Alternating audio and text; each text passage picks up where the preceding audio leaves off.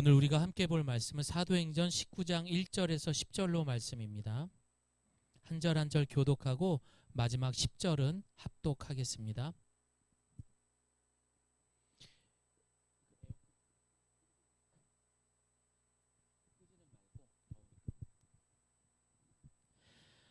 아볼로가 고린도에 있을 때에 바울이 윗지방으로 다녀 에베소에 와서 어떤 제자들을 만나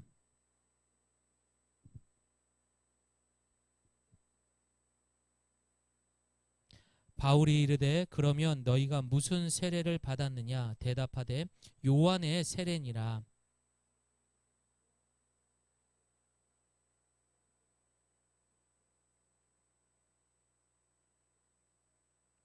그들이 듣고 주 예수의 이름으로 세례를 받으니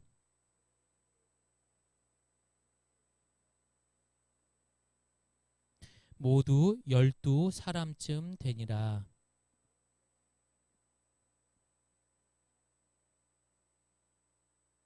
어떤 사람들은 마음이 굳어 순종하지 않고 무리 앞에서 이 도를 비방하거늘 바울이 그들을 떠나 제자들을 따로 세우고 두란노 서원에서 날마다 강론하니라.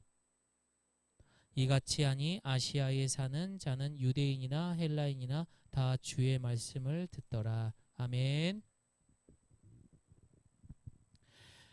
여러분, 네덜란드의 신학자 아브라함 카이퍼는 앞에 보시는 것처럼 성령은 모래 위에 자신의 발자국을 남겨두지 않으신다라고 말을 했습니다. 이 말은 성령에 대해서 구체적으로 잘 알기 어렵다. 성령에 대해서 잘 알기 어렵다라는 뜻입니다. 그러나 성령은 예수 그리스도의 영이에요. 이제 이론적인 얘기를 하는 거예요. 자, 성령은 그리스도의 뭐라고요? 영이에요. 그리고 아시겠죠? 성령이 드러나는 게 아니라 성령을 통해서 그리스도가 드러나야 되는 겁니다. 다시 말해 이 성령은 그리스도를 예수 그리스도를 돕는 영이 바로 성령이라는 겁니다. 제가 이렇게 꼼꼼하게 지금 이렇게 설명하듯이 설교를 하는 것은 오늘 약간 이렇게 좀 신학적인 이야기를 하려고 해요. 왜냐하면 이 성령에 대해서 바로 이해하지 못하면은 여러분 자칫 우리가 교회 안으로나 밖으로나 문제가 될 수 있어요. 다시 말해 신앙의 균형이 깨질 수가 있기 때문이에요. 그래서 오늘 이 시간 이 이야기가 다소 따분할 수도 있지만 이해하려고 노력하면서 들으셔야지만 여러분이 한평생 건강한 신앙생활을 할 수가 있습니다. 자, 그래서 여러분 잘 알고 있는 칼빈 선생님께서 자신의 기독교 강요 15번째 주제에서 성령에 대한 이야기를 합니다. 그래서 그리스도의 영, 바로 이 성령에 대해서 어떻게 설명을 하냐면은 그리스도를 믿음으로써 그분의 공로를 우리의 공로로 삼는 사역을 성령의 은밀한 작용이라고 하는 거예요. 예수 그리스도는 밖에 있어요. 우리가 결코 예수님을 안에 모실 수가 없는 거죠. 하지만 성령은 시간과 공간을 초월해서 그 예수의 영을 우리 안에 들어오게 하셔서 마치 우리가 예수님의 삶을 살아갈 수 있듯이 돕는다. 예, 그렇게 이야기를 하고 있습니다. 은밀한 작용을 하고 있다라고 말합니다. 이를 위해서는 우리의 밖에 계신 그리스도가 우리 안에 계심으로써 우리와 하나가 되어야 합니다. 그러면 예수 그리스도와 성령이 분리됐어야 하나가 되어야 되는 거죠. 그렇죠. 하나가 되는 거죠. 그 영이 우리 모두가 하나가 돼야 되는 겁니다. 그러나 오늘날 이 성령론은 수많은 오해로 많은 갈등을 비집고 있습니다. 자칫 하나님의 창조의 질서, 섭리 이런 것까지도 흐려지게 하면서 성령 자체가 예수님보다 더 부각될 수도 있기 때문이고 그런 문제점이 생길 수도 있습니다. 그래서 이런 성령론 때문에 교회 아까 말했던 것처럼 밖에서나 상당히 많습니다. 그리고 지금까지도 이 성령론 때문에 많은 논쟁들이 일어나고 있어요. 이단이다, 이단이 아니다. 라고 이야기를 하고 있기 때문입니다. 즉 이 말은 사람들이 만든 생각과 판단으로 성령에 대한 이해와 오해가 역작용을 했기 때문입니다. 예를 들면 여러분들 이런 게 있어요. 어떤 이들은 영적인 새로운 것들을 경험할 때가 있어요. 그렇잖아요. 어떤 사람은 환상을 보는, 우리가 사도행전에서 마치 바울이 환상을 봤던 것처럼 때로는 방언을 하기도 하고 때로는 예언을 하기도 하고 때로는 갑자기 진우가 목사님 우리 매일같이 나와서 기도 좀 하면 안 될까요? 이렇게 변해버린 거예요. 진우가. 이런 모습을 보고선 와, 쟤 성령 받았다. 와, 저 사람 성령 받았다.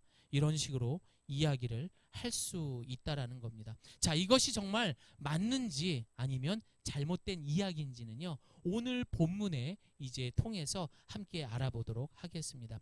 분명 예수님이, 여러분이 아셔야 되는 것은 분명 예수님이 없는 성령을 강조하다 보면은 지금의 이단들의 모습처럼, 그리고 은사와 신비주의 혹은 인간 중심적인 그런 건강하지 못한 교회들 얼마나 많습니까? 뿐만 아니라 균형이 깨진 신앙생활을 할 수가 있기 때문입니다. 그래서 오늘 이야기를 잘 들으셔야 돼요.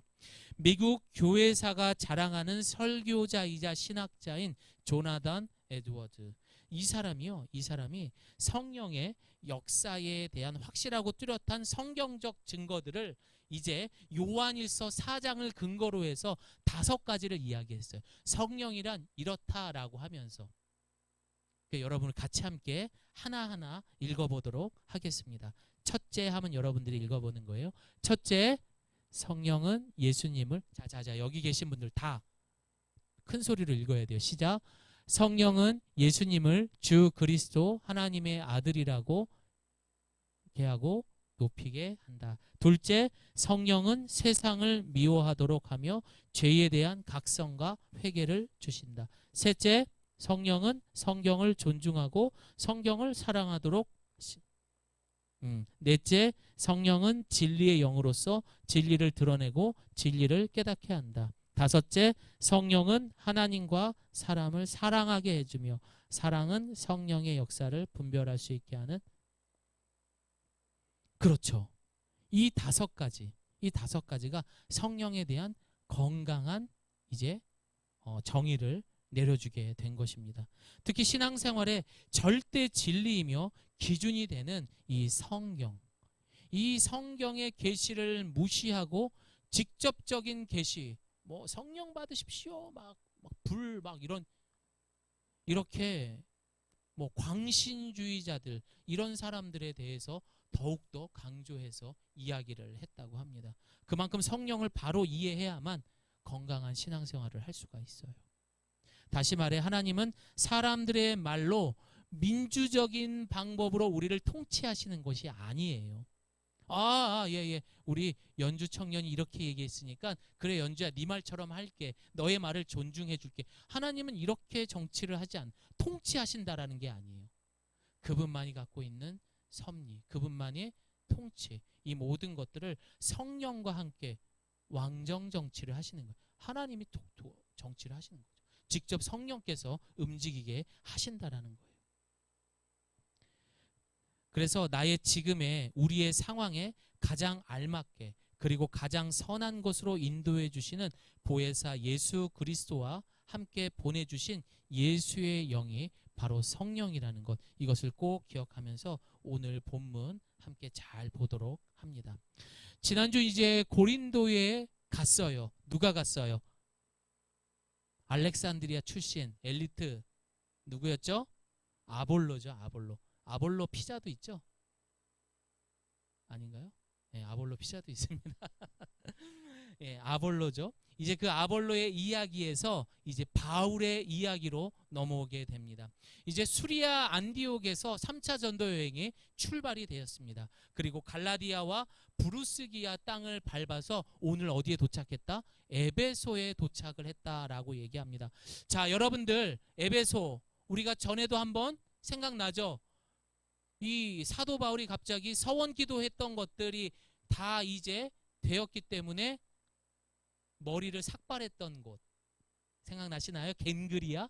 거기서 이제 머리를 삭발하고 에베소로 이동을 하게 됩니다. 그리고 그 에베소에서 많은 유대인들과 변론을 했는데 그들이 어이 바울 좀 남아서 우리랑 더 얘기 좀 해줘 라고 말했더니 바울이 뭐라고 합니까? 하나님의 뜻이라면 우리가 다시 만나겠지 하면서 그리고 훅 떠난 바로 그 에베소에 오늘 이제 바울이 가게 된 것입니다. 그런데 이 에베소에 갔을 때 오늘 본문을 보니까요, 제자들을 만났다고 얘기를 해요. 그러면은 이 제자들 하면은 혹시 예수님의 제자? 그런데 여러분, 이 원문을 보거나 영어 성경을 보게 되면 예수님의 제자들 앞에는 정관사 더가 붙습니다. 하지만 오늘은 이 제자 앞에는 some, 어떤 제자, 그러니까 some disciple 해가지고 예수님의 제자는 아닙니다. 그럼 누구의 제자입니까? 오늘 본문 3절을 보니까요, 그들이 누구에게 세례를 받았다고 말합니까? 요한의 세례를 받았다라면 누구의 제자죠? 요한의 제자가 되는 것입니다. 자, 이제 이 요한의 제자들에게 바울은 오늘 본문 이제 질문을 하는 거예요. 2절 말씀 우리가 그때 그 마음으로 한번 감정을 실어서 읽어보도록 합니다. 시작. 바울이 그들에게 여러분은 믿을 때 성령을 받았습니까? 라고 물었습니다. 그들이 대답했습니다. 아니요, 우리는 성령이 있다는 사실도 듣지 못했습니다. 자, 그럼 여러분에게 이제 질문을 하겠습니다. 여러분은 예수님을 영접했을 때 성령을 받았습니까? 우리 연주 청년 받았습니까? 받았습니까? 응? 받았습니까? 뒤에 두 분 받았어요?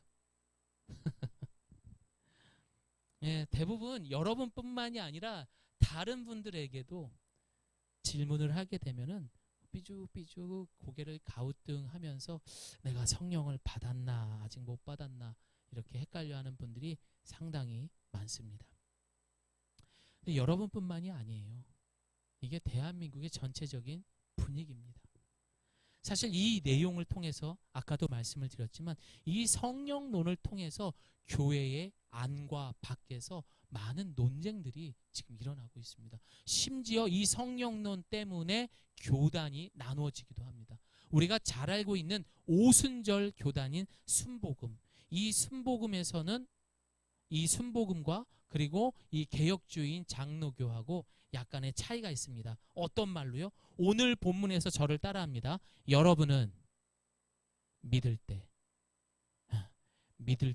성령을 받았습니다. 자, 따라해 봅니다. 여러분은 믿을 때 성령을 받았습니까? 믿을 때 성령을 받았습니까? 잘 생각해 보세요. 믿을 때 성령을 동시에 받았냐라는 질문이잖아요. 이게 이제 장로교 측의 입장인 거예요. 자, 그러나 오순절 이 순복음 측에서는 이걸 이렇게 해석하고 있어요. 너희가 믿은 후에 성령을 또 받았느냐? 차이가 있어요, 없어요? 있죠, 분명히. 예, 있습니다. 그래서 제가 정말 오순절에서는 이 성령을 세례받고 난 다음에도 이렇게 성령을 또 따로 받아야 된다라고 이야기를 하는지 오순절교 순복음교회 다니는 친구 집사님에게 전화를 했어요. 그리고 정말 물어봤어요.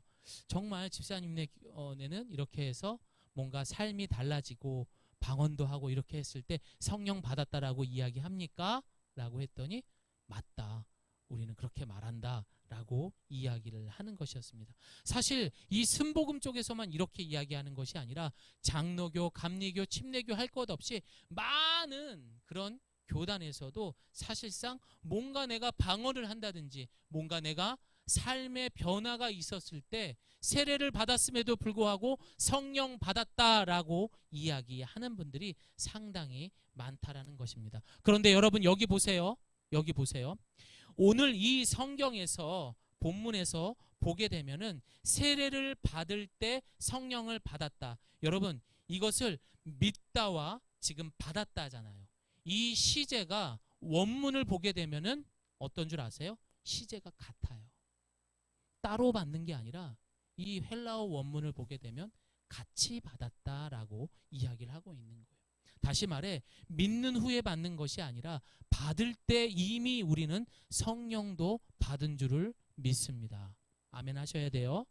다시 말해 내가 지금은 방언도 못하고 조금은 미지근한 신앙생활을 하고 있더라도 우리가 예수 그리스도를 나의 구주, 나의 하나님으로 영접하는 동시와 함께 우리는 성령도 함께 받은 것입니다. 우리 12절 3절 말씀 함께 읽습니다. 시작. 그러므로 나는 여러분에게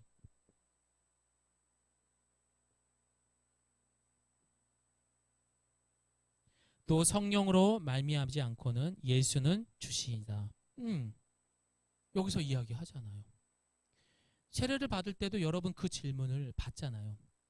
예수님이 나의 구주, 하나님이 믿습니까?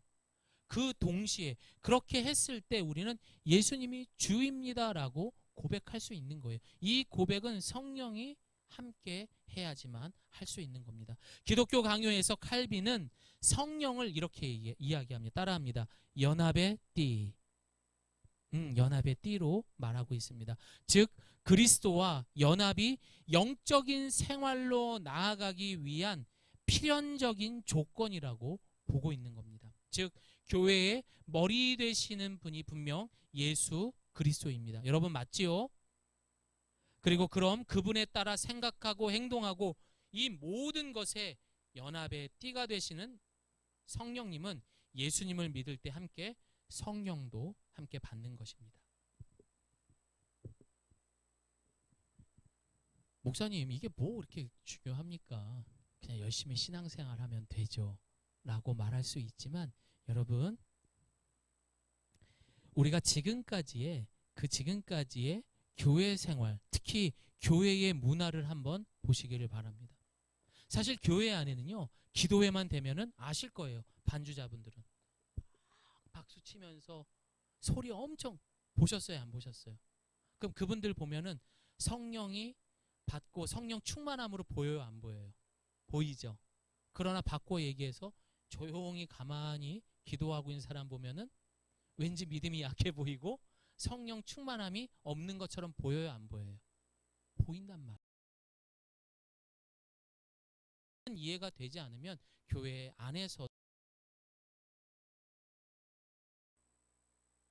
그리고 또 어떤 문제가 있는지 여러분 제가 과거에 한 20년쯤에 20대 때 경험했던 이야기를 잠깐 해드리겠습니다. 과거 제가 청년 시절에 같이 운동을 했던 그 동생하고 신앙생활을 했었는데 형 내가 좀 열심히 신앙생활을 하고 싶은데 형은 교회 열심히 다니니까 뭐 방법이 있을까라고 해서 지인을 통해 가지고 종로에 있는 대한예수교 장로회 합동측 교회에 어느 한 프로그램에 참석하게 되었습니다.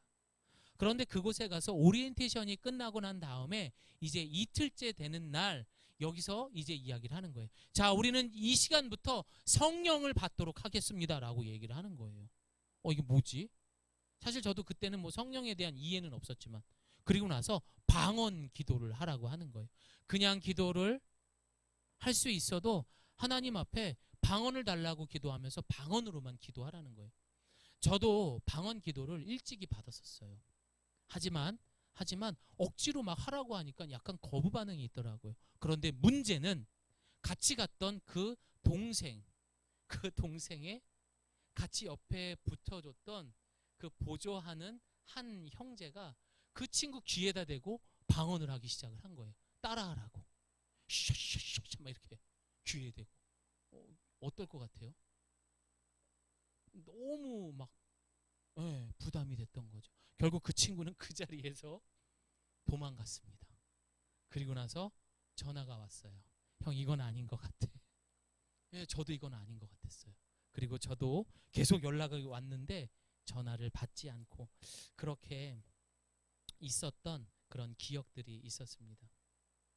여러분 그래서 우리는 신학을 공부해야 되는 거고 교리를 공부해야 되는 겁니다.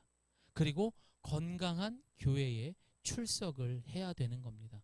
사실 장로교가 그렇다고 해서 막 대단하다 뭐 이것만은 또 아닌 거예요. 사실 성경적으로 체계적으로 잘 주의해가지고 그것을 교리적으로나 또 신학적으로 풀어서 뭐 보수 신학 해가지고 잘 만들어진 건 사실이지만 이 성령론이라든지 은사론이라든지 실질적으로 정말로 성경에서 예수님이 보여줬던 기적들을 보여주는 이런 부분에서는 어느 교단보다도 취약한 곳이 또 장로교이기도 합니다. 왜? 이것은 자칫 잘못하면 이상한 데로 빠질 수 있기 때문에 주의하자라는 것도 있어서 그런 말씀들을 하셨지만 솔직히 약간은 좀 취약하다라는 생각이 들기도 합니다. 그래서 우리가 어떤 교단에서 좀 부족하고 이런 것들에 대해서 막 비방하고 그러자고 이야기를 하는 것이 아니에요. 적어도 성경에서는 원문에서 무엇을 이야기하고 있고 성령은 적어도 어떻게 일을 하고 계신지 성령이 무엇인지에 대해서는 알아야 된다라는 것이죠. 자, 그래서 우리는 이 성령에 대한 바른 이해가 필요해요, 안 필요해요? 필요한 거예요. 요한복음 14장 17절 말씀 함께 읽겠습니다. 시작. 그분은 진리의 영이시다. 세상은 그분을 볼 수도 없고 알 수도 없기 때문에 그분을 받아들일 수가 없다. 그러나 너희는 그분을 안다. 그리고 그분이 너희와 함께 계시고 또 너희 안에 계실 것이기 때문이다. 자, 다음 하나 또 읽어볼게요. 시작. 그러나 보혜사 곧 아버지께서 내 이름으로 보내실 성령께서 너희에게 모든 것을 가르쳐 주실 것이며 내가 너희에게 말한 모든 것을 생각나게 하실 것이다. 우리가 이제 세례를 받고 예수님을 나의 구주로 영접하는 동시와 함께 말씀을 읽고 전과의 그런 작은 것들이지만 여러분들이 하는 뭐 처음부터 여러분들 막 뜨겁게 이런 사람 없어요, 여러분들. 그래서 분명히 성경에서도 젖먹이와 장성한 자로 분명하게 구별되어 있었던 거예요. 성경을 많이 이해할 수 있는 사람도 있고요, 못하는 사람도 있고, 통성기도를 잘하는 사람도 있고, 또 조용히 섬기는 것을 더 잘하는 사람도 있고, 이렇게 성령은 우리와 함께 우리가 믿을 때 함께 오심으로 이런 성령의 역사가 동시에 일어난다는 것을 기억하셔야 돼요. 사랑하는 성도 여러분, 우리는 이미 받은 이 숨겨진 엄청난 다이아몬드와 같은 원석과 같은 이 성령을 언제 내 것이 될 수 있느냐, 성령님 오시옵소서, 성령님을 찾고 노력하는데 시간을 낭비해서 안 되는 거예요. 이미 내 안에 가지고 있는 이 성령의 능력과 은사들을 이제 어떻게 하나님 나라와 영광을 위해 사용할지 성실하게 성령과 함께 우리는 살아가면 되는 겁니다. 그리고 이제 그렇게 됐을 때 우리는 성령 충만했다라고 이야기하는 거죠. 또 내 행위와 감정이 아닌 말씀과 기도 훈련을 통해서 이루어진다는 것을 기억해야 됩니다. 주여 하나님 오시옵소서, 성령님, 이게 아니라는 거예요. 영화 랑종인가? 뭐죠? 랑종? 맞죠? 그 공포 영화 봤어요? 거기에 보면은요, 그 베트남에서 그런 무속 신앙을 가진 사람들이 알 수 없는 신들을 막 불러대요. 근데 그 모습이 정말 성경에서 말한 술에 취한 사람들 같아요. 성령에 취해 있는 충만한 사람들의 모습과 똑같대요. 그럼 기독교하고 무슨 차이가 있느냐죠. 그래서 하나님께서는 우리에게 말씀을 주셨다. 그리고 그 성령을 통해서 뭐가 드러나야 돼요? 예수 그리스도. 사람이 드러나서도 안 되는 거고, 교회가 드러나서도 안 되는 거고, 목사님이 드러나서도 안 되고, 오직 예수 그리스도. 그것만이 드러나는 것이 건강한 성령론이라는 것을, 성령이라는 것을 기억하셔야 됩니다. 여러분, 이제 바울은 3절 성령을 듣지도 못했다는 제자들에게 바울은 또 한 번 질문을 합니다. 그럼 당신들은 어떤 세례를 받았습니까? 이 제자들에게 물어보니까 그러자 이들은 요한의 세례를 받았습니다 라고 이야기를 해요. 자, 지난주에 이야기했던 아볼로도 요한의 세례를 받았다라고 이야기를 하는데, 그럼 이 요한의 세례와 이 뒤에 오실 예수님의 세례는 무슨 차이가 있습니까? 이 질문은 세례 요한이 당시 유대인에게 받았던 질문과 똑같아요. 야, 요한, 그럼 네가 주는 그 세례하고 네 뒤에 오실 그 예수라는 사람이 주는 세례하고 무슨 차이가 있느냐라고 질문을 하자 요한은 이렇게 말합니다. 나는 물로 회개의 세례를 준다. 내 뒤에 오실 분은 나보다 능력이 더 많으신 분이다. 나는 그분의 신발을 들고 다닐 자격도 없다. 완전 밑바닥이라는 거죠. 그분은 너희에게 성령과 불로 세례를 주실 것이다. 요한의 세례와 예수님의 세례를 앞부분에 물과 불로 이야기를 했어요. 그렇죠? 예수님은 성령과 불로 준다고 그랬어요. 이것을 더 쉽게 이야기를 하겠습니다. 여러분, 여기에 손수건이 있어요. 이 손수건에 더러운 것들이 묻었어요. 그래서 이거를 깨끗하게 하려고 해요. 그럼 물로 씻어요. 그러면 그 더러운 것은 씻겨졌죠. 하지만 이 손수건은 그대로 있어요, 없어요? 있어요, 없어요? 그대로 있잖아. 그렇죠? 하지만 여러분, 불은 어떻습니까? 여기 더러운 게 있어요. 그럼 이걸 불로 태워버렸어요. 그럼 이 손수건이 남아나요, 없어요? 아무것도 없어지는 거예요. 완전히 본질 자체를 바꾸어 버리는 거예요. 죄인으로 살아갔던 사람, 예수의 세례를 받은, 성령 세례를 받은 사람들은, 죄인으로 살아갔던 사람들은 의인으로 살아가게 되는 것입니다. 묶여 있고 이 세상에 늘 묶여서 살아갔던 사람들은 이제 예수의 이름으로 자유의 몸이 되는 것입니다. 그리고 완벽하게 이제는 성령과 함께 살아가는 삶으로 변화되는 것입니다. 세례 요한의 제자들이 갖고 있던 신앙의 수준은 어떻습니까? 항상 그리스도를 기다리고 오실 때를 준비하는 세례 요한. 그 사람 자기 스승과 똑같은 거죠. 그 역할이 뭐예요? 자기 뒤에 오실 분, 그리스도, 구원자, 메시아, 이 길을 준비하는 것이었어요. 그러나 우리는 오늘 본문의 요한의 제자들이 받는 이 성령 세례를 이미 받은 교회고 성도입니다. 그래서 사도행전에서 말하는 성령 충만한, 이제는 어떻게 해요? 현재 진행형으로 함께 가는 거예요. 함께. 현재 진행형의 삶으로 살아가는 저와 여러분이 되시기를 소망합니다. 그 이후로 바울은 3달 동안 계속해서 하나님의 말씀을 전했다고 이야기를 합니다. 우리 9절 말씀 읽어봅니다. 시작. 그러나 어떤 사람들은 마음이 굳어져서 믿지 않고 오히려 군중들 앞에서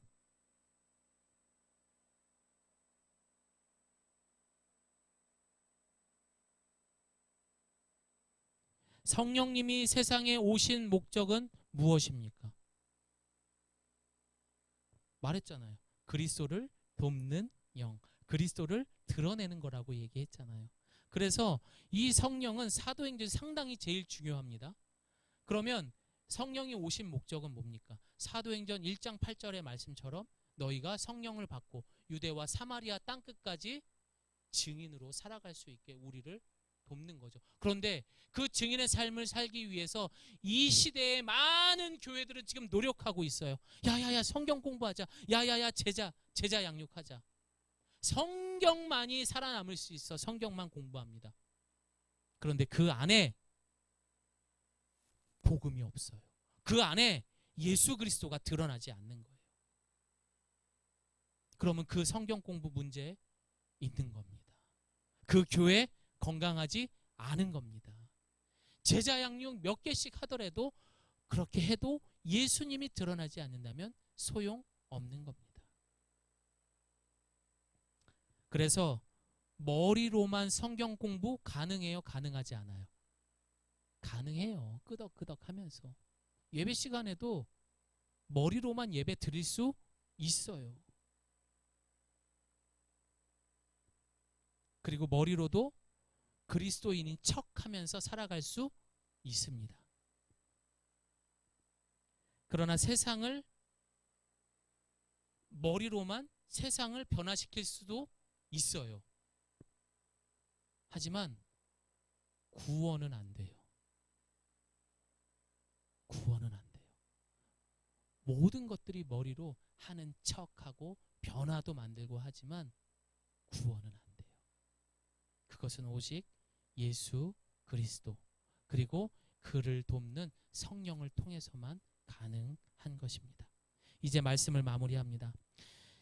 신앙생활하면서 가장 안타까운 것은 하나님께서 이 땅을 향한 그 사랑, 예수 그리스도에 대한 복음에 대한 공식이 있어요.